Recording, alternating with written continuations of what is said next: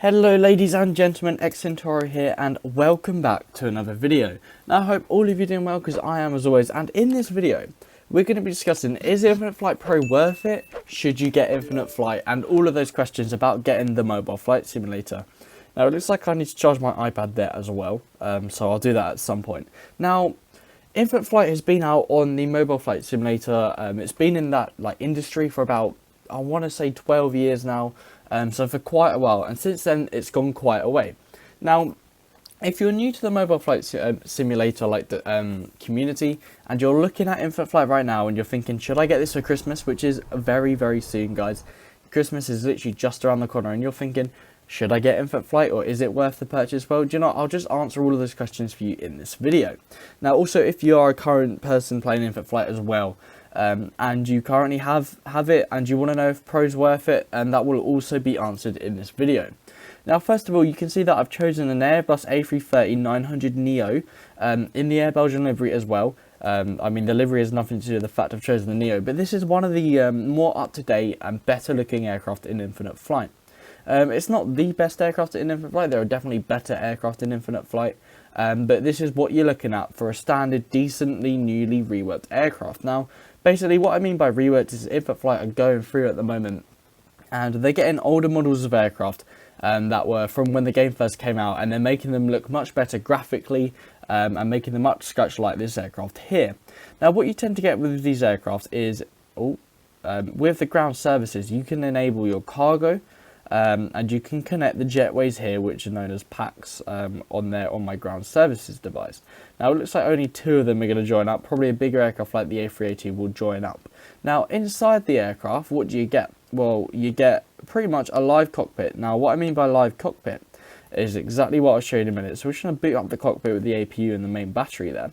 But inside the aircraft as well, you get an interior cabin of most seats here. Now the reason this bit's empty is because it would be way too laggy for us to have so many seats in the aircraft. Given the current quality and level of the mobile devices at the moment, they would literally explode if it were like that. And you can see here we've got the catering truck there all connected to the aircraft. We should somewhere, or maybe I didn't, no, we should have a cargo truck somewhere connected to the aircraft. There we go, there it is. So that's that there, just connecting up, and there'll be another one back here connecting up, so you can see the cargo going into the aircraft. So again, that's another great point about the simulator. So you can see here, now I've loaded in, we have a live cockpit. Now you can see this moves, the rudder pedals down here move when I move the rudder. We've got a little Easter egg there, the little mobile phone. Now what I want to show you here is I'm going to actually go to the short final approach. So that's here. And you can see here, if we look here, you can see as I increase the throttle and tilt up, like the aircraft is, this moves, and this is what we mean by a live cockpit. Now it's not awfully common in mobile flight simulators to have a live cockpit. It's actually rather relatively uncommon, I want to say now. So that's that, and you can see here that I have chosen London Heathrow Airport. Again, one of the world's most popular airports and well-known airports in the world. So we're going to do a little flyby by the tower here, I'm thinking. So we're just chilling about around this tower.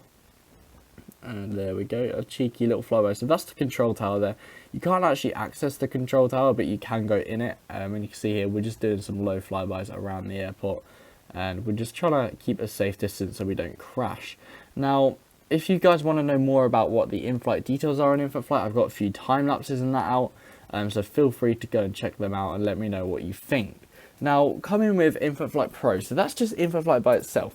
If you have Pro subscription, you have access to all of these aircraft. Whereas if you do not have Pro, unfortunately, you only get access to a few of these aircraft. I don't exactly know what ones they are off the top of my head. I know the A380 at the moment is one of them, but that's soon to change when it gets an update, and my iPad's going to die very shortly. So basically what I'll do is I'll now show you one of the older aircraft. I might as well choose the A380 to keep it fair. Now the A380 is one of the worst aircraft in the flight simulator at the moment. However, it is currently going under reworks now, and hopefully within a year you'll get a reworked A380. Now you can see already from the exterior how much worse this aircraft looks compared to the A330 I just showed you all. But yeah, so you can see here that none of these open, okay, and the cockpit isn't live, it's pretty much just a sticker. And the interior of the aircraft, there isn't one. So again, that is very interesting, and you might find that useful information there. Okay, so that is just another thing to point out. Now with Pro, now this is for Pro subscribers only. You get access to free servers. The casual server, which is where you can just fly for fun, you get up your flight hours and everything. The expert server, which is where all of the pro people go. You can get banned from this server. Well, I think there's a different word they use for banned, but banned is the word pretty much. And there's the training server where you can just go to train. Now there's also air traffic control, which I can only be on training server because, as you can see, I'm not approved. Now the air traffic control services on expert server are actual people who are, well, they go through some training process. I can't comment on the legitimacy of it or how good it is, and I'm not going to comment on it. Now there's also the training server here where basically you can be ATC for the training server if you want, anywhere you want in the world, and basically you're just air traffic control for the airport, and that comes along with the pro subscription. Now the pro subscription, I believe, comes at about $10 a month or £10 a month, which is a lot of money.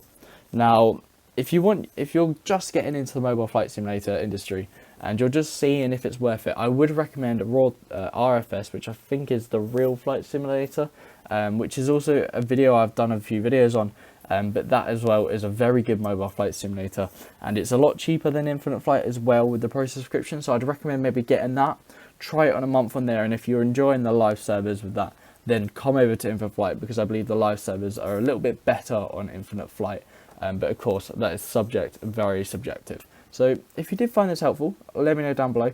I can do more videos on this, but yeah, other than that, I'd recommend it. I'd say if you want Infinite Flight, get it for a first and play it for 2 to 3 weeks without a live subscription, because then you'll know if you really do enjoy it on the current aircraft you have. Okay, and it was also worth noting that you can fly any airport in the world, even your home airport. My home airport is Shoreham, which is somewhere down here, EGKA. This is my home airport. It's more of an airfield, but you know, I can fly out of my home airport whenever I want, and not all airports are 3D yet. So yeah, if you did enjoy this, please like and subscribe, and I'll see you in my next video. Good night.